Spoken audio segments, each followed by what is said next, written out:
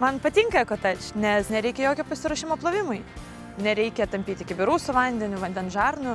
Be to, niekada neišsipurvinu rūbų ir nesušlampu batų. Ir kur kas greičiau ir patogiau nei važiuoti į plovyklą. Buvau įsitikinęs, kad naudodamas šitą produktą galiu subraižyti savo automobilį. Todėl pirmiausia išbandžiau jį ant savo merginos mašinos. Nebraižo ir plauna daug geriau nei kiti produktai, kuriuos naudojau. Greita ir patogu.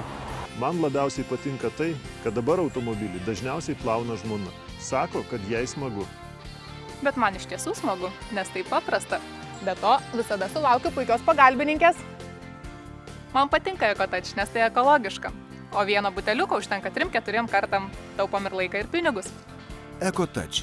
Plovimui be vandens jums reikės EcoTouch ploviklio 2 mikropluošto šluosčių. Gerai suplakite priemonę.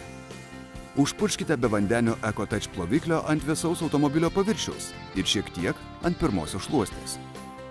Švelniai nuvalykite, kad neliktų purvo. Netrinkite. Rekomenduojame pradėti valyti nuo stogo link automobilio apačios. Jei automobilis itin purvinas, padengtas druska ir smėliu, prieš tai nuskalaukite vandenį. Unikalus paviršinio aktyvumo medžiagų mišinys suskaido paviršiaus nešvarumus ir pakelia purvą nuo automobilio paviršiaus. O speciali mikropluošto šluostė surenka purvo daleles ir jas užrakina mikropluošto šereliuose. Polimerai užtikrina valomo paviršiaus glotnumą ir apsaugą. Plaudami automobilį EcoTouch be vandeniu plovikliu, išvengsite automobilio įbrėžimų. Tai, kad naudoti EcoTouch ant jūsų automobilio paviršiaus yra saugu, įrodo Bureau Veritas sertifikatas.